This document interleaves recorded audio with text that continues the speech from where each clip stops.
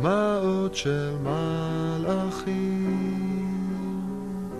דמעות שקטות, דמעות יפות ועצובות, זולגות באופק דמעות ומחפשות מה הן מבקשות.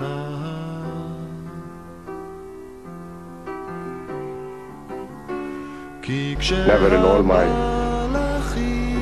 thoughts would it occur to me that my first visit to Jerusalem would be on such an occasion. כבוד נשיא ארצות הברית, מר ויליאם ג'פרסון קלינטון. Every moment we shared was a joy because he was a good man and an inspiration.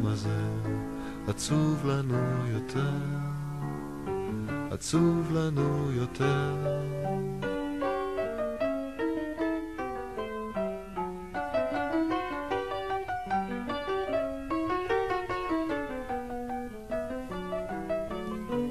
דמעות של מלאכים, מדוע הם בוכים המלאכים? אולי בגלל שזה לא קל להיות מלאך בעולם עצוב כל כך.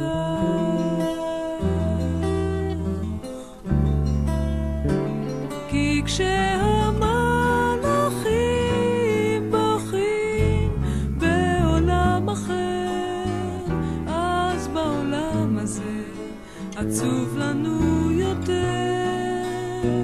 כי כשהמלאכים בוכים בעולם אחר, אז בעולם הזה עצוב לנו יותר, עצוב לנו יותר.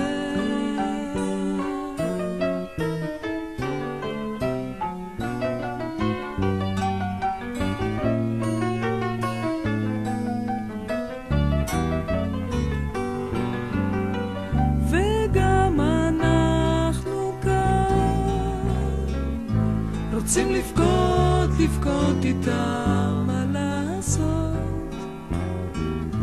רוצים לבכות והדמעות אינן יורדות, הדמעות אינן יורדות.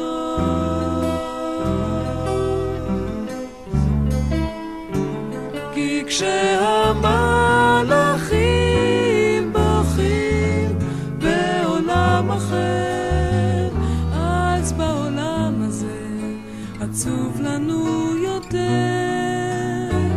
כי כשהמלאכים בוכים בעולם אחר, אז בעולם הזה עצוב לנו יותר, עצוב